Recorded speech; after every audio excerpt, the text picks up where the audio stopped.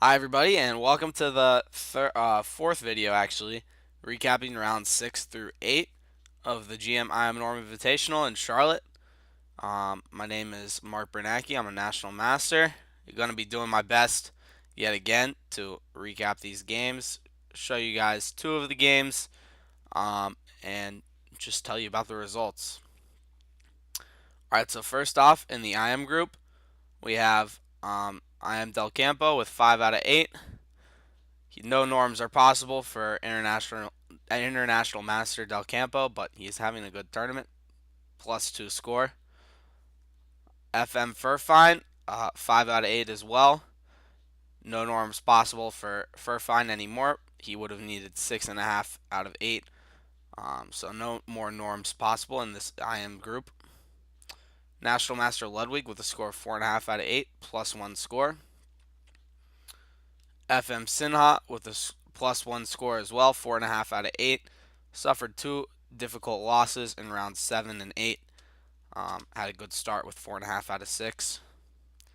I Am Bora with a score of 4 out of 7. Still awaiting the result of his game against Christopher Yu in round 8. FM Shankar with a score of 4 out of 8, even score.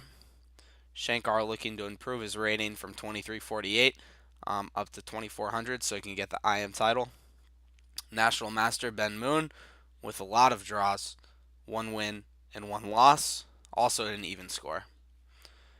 FM Christopher Yu, 3.5 out of 7, even score, waiting on his result in round 8 against International Master Bora. At a score of 2.5 out of 8, we have Angelo Young, and finally at a score of 2 out of 8, FM Burrows from Australia. In the GM group, let's just go to this tab. We have International Master Andrew Tang, 5.5 out of 8. Suffered his first loss in round 8 at the hands of International Master Panjwani, who also has 5.5 out of 8. Both players are playing for a GM norm in the last round. If they win their last round game, either one of them, they will get a norm. GM Ringuar kept his undefeated streak going. Looks like he might stay undefeated through 27 games in Charlotte, depending on his round 9 result. I Am Checo with a score of 5 out of 8. No losses. Super solid play by International Master Nicholas Checa. I Am Mandiza with only 2 non-decisive results. Very exciting player to watch. 4 out of 8. An even score. GM Zapata rebounded very nicely from the 2-loss start to end up at a 3.5 out of 8 score, only -1. I Am Tiguan, also at 3.5 out of 8, -1 score. FM Kevin Wang has also had an up and down tournament. At 3.5 out of 8 now with -1 score. GM Boros, -2. And then also I Am Michael Lee at 1.5 out of 8. Okay, so without further ado, let's take a look at the two games that we're going to be looking at today. Let's start with this game from the IM group. FM Furfine against FM Sinha. And this was a pivotal game in the tournament as Sinha at this point had 4.5 out of 6. And I want to say Furfine had 4 out of 6, maybe 3.5 out of 6. We'll have to double check that, but 3.5 or 4 for Furfine. Both players were having a strong tournament. And Sinha had the black pieces, Furfine had the white pieces. Okay, so it starts out with the opening moves of the London system. But the game was far from boring, as the London system has attracted that reputation. Bishop d6, white can capture here, but a more popular move maybe Bishop g3, inviting the move Bishop takes g3, where white will capture back with h-pawn and have an open file for his rook temporarily. Semi-open file. So Bishop g3, castles, Bishop d3, b6, developing the pieces. Rook comes to d1, preparing some sort of take c5, where the d file will be semi-open. Rook e8, perhaps preparing the move e5. e4 is played. Bishop e7. Black is saying that he would like to keep the dark squared bishops on the board. Also, the move e5 was threatened. Pawn to e5, forking the bishop and the knight. And capturing here is also maybe an unattractive option, allowing white's pieces to really become centralized. So bishop e7, pawn to e5, knight h5. This dark squared bishop is now going to be captured not by the black's dark squared bishop, but with the knight. So black hopes to keep the bishop pair and claim an advantage through that way. White plays a3, g6, castles, f5. Of course, this bishop on g3 can be taken at any time. f5 really making a lot of imbalances in the position. Of course, if white doesn't take, the position, will become quite stagnant with very little breaks for either side. I feel like maybe black's better with just like c4, b5, b4 ideas. b5, a5, b4. So white captures. Bishop takes. Had to defend this pawn. Bishop b5. Very strong move, bishop b5. It's computer's top choice. Looks like this bishop maybe shouldn't be traded off, but the way the position was going with, I'm not sure, maybe black playing c4 at some point, the bishop was better on b5 than on c2 if c4 was played. So bishop b5, knight takes g3, h takes g3, takes d4. Maybe here black should simply play the move a6. It's possible that opening up the c file is better for white. So a6, takes. Rook e1, putting more pressure on this e-pawn. Looks like the move e5 is never going to be able to be played for black, and maybe this e-pawn will just be weak on e6. Queen d6, rook c1. So black does have this weak e-pawn, but has the bishop pair. A battle of imbalances in this game. Bishop b5, queen e3, rook a7. Rook maybe is coming to e7 to try to play the move e5, but white goes knight e5, placing a piece on e5 so that e5 will never be played. Knight f3, really controlling the most important square of e5.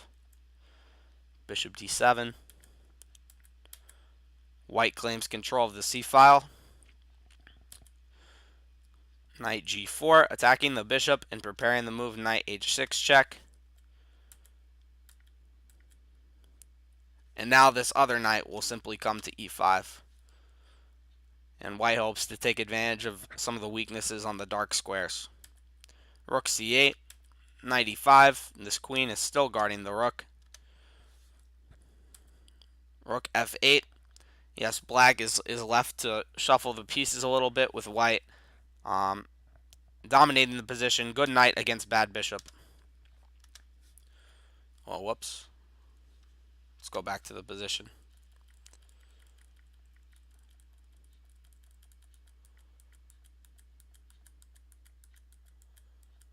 Okay, rook f8, rook c3, preparing the move queen c1 to put the rook on c7.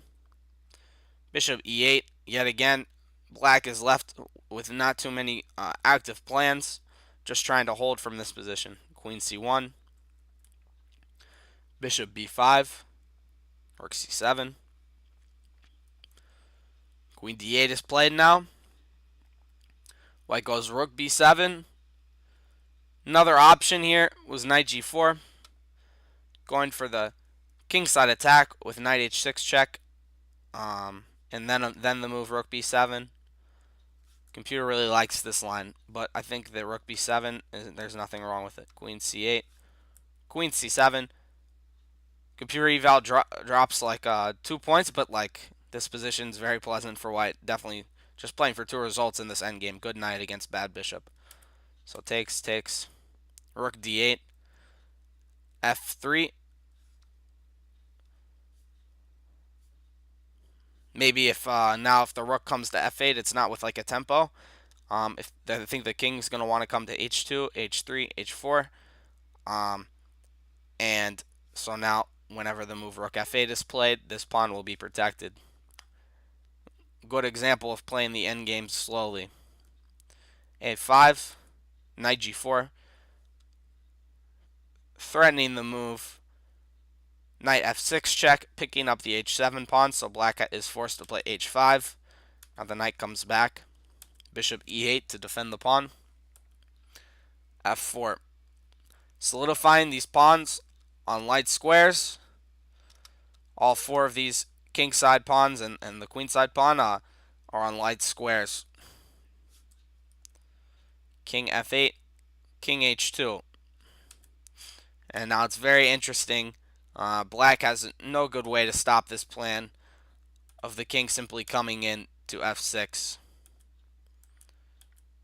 Black tries to get counterplay, but after rook c8, knight d7, check is coming, and then white will win the piece.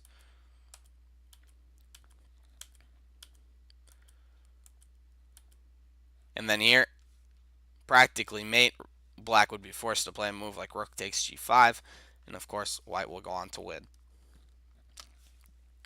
Okay, so that was a pivotal game in the IM Norm group.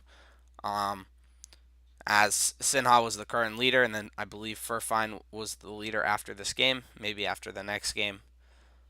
But yep, turning of the tides there. Now let's take a look at the game Andrew Tang versus Raja Panjwani. Tang had 5.5 out of 7, and Panjwani had 4.5 out of 7 at this point. Round 8 game.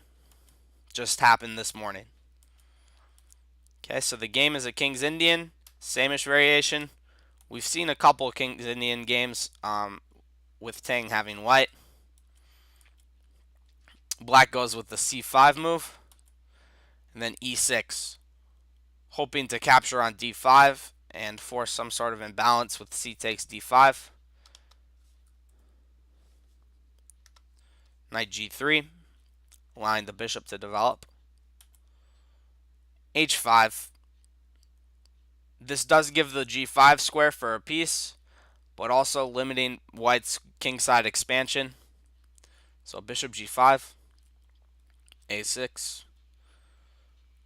White also wants to stop black's queenside play, so a4 is played. And after queen e8, interested to see why a5 is not played.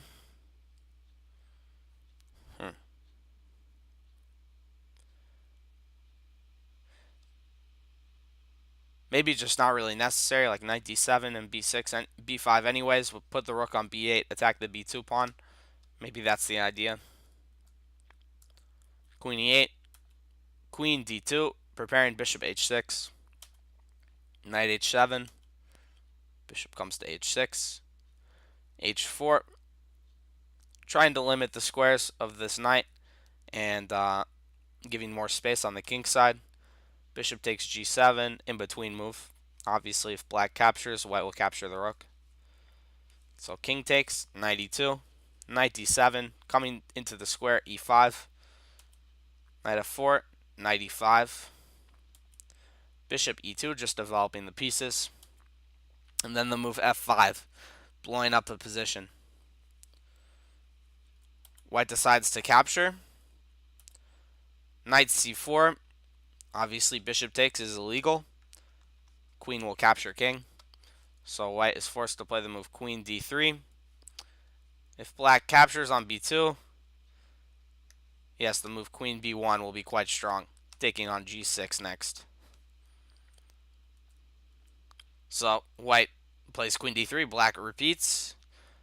White offers the repetition, maybe knight c4, and they would have repeated. But black goes for more. Bishop takes f5. Knight e4. Attacking the pawn on d6.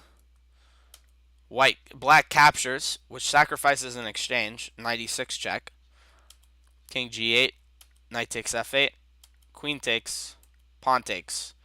And white's king safety is somewhat dubious, but white is also up in exchange. So, yeah, white doesn't really want to castle queenside here, I think, because of the open files and, the b5 move coming. Um, would it certainly be unpleasant to play, at least. So, black goes rook e8, then rook a3. Rook a3, preparing the moves like rook h3, or maybe even, g3, rook g3, not sure. Probably not g3. But uh, just good use of this rook along the third rank. I need to stop doing that.